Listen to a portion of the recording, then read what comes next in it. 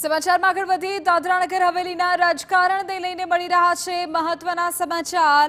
દાદરાનગર હવેલીના સાંસદ કલાબેન ઢેલકરે પીએમ મોદી સાથે કરી છે મુલાકાત। કલાબેન ઢેલકરે પરિવાર સાથે પીએમ મોદીની મુલાકાત કરી। આપણે દ્રશ્યો પણ બતાવી રહ્યા છે। આ ફોટોસ છે જે તેમની મુલાકાત સમયના છે। 3 મહિનામાં બીજી વખત તેમની આ મુલાકાત થઈ કે જેમને ખૂબ સૂચક માનવામાં આવે છે। કલાબેન ઢેલકર ભાજપમાં જોડાય તેવી અટકળો શરૂ થઈ ગઈ છે। અત્યારે આપણે કહી દઈએ કે કલાબેન ઢેલકર એ શિવસેનાના સાંસદ છે।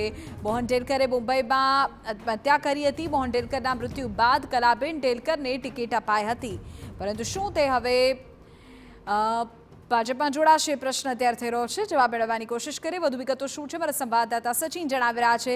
સચિન, શું માની શકાય? આ મુલાકાતનો અર્થ શું કરી શકાય?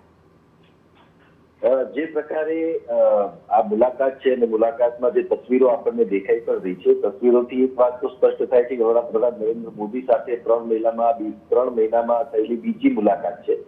સ્વાભાવિક રીતે એનો એક જે આશંકા છે, આશંકા પ્રબળ થાય છે કે કલાબેન જે છે એ ભારતીય જનતા પાર્ટીમાં જે છે એ થોડાક સમયમાં કે થોડા દિવસોમાં જોડાય તો એ બાબતની વાતને નવાઈ ન ગણી શકાય। અને આપણે જોયું પણ છે કે જે સ્થિતિ પાછલા વર્ષોમાં રહી છે કે જે રાજકીય સ્થિતિ ત્યાં જે રહી છે એની બેઠક ઉપર અને મોહન ઢેલકર જેમને આત્મહત્યા કરી હતી અને આખો મામલો જે પ્રકારે સામે આવ્યો હતો અને ત્યારબાદ એમના દીકરાએ જે પ્રકારે શિવસેનામાં જોઈન થયા હતા અને ત્યારબાદ કલાબેન જ્યારે અત્યારે શિવસેનાના સાંસદ છે અને એના પછીની આ જે મુલાકાત છે, મુલાકાતના સ્પષ્ટ સંકેત છે કે તેઓ ભારતીય જનતા પાર્ટીમાં જોડાઈ શકે છે અને લગભગ તેઓ જોડાશે તો પણ એ દિલ્હીથી જ જોડાશે એ પ્રકારની માહિતી અત્યાર સુધીમાં પ્રાપ્ત થઈ રહી છે।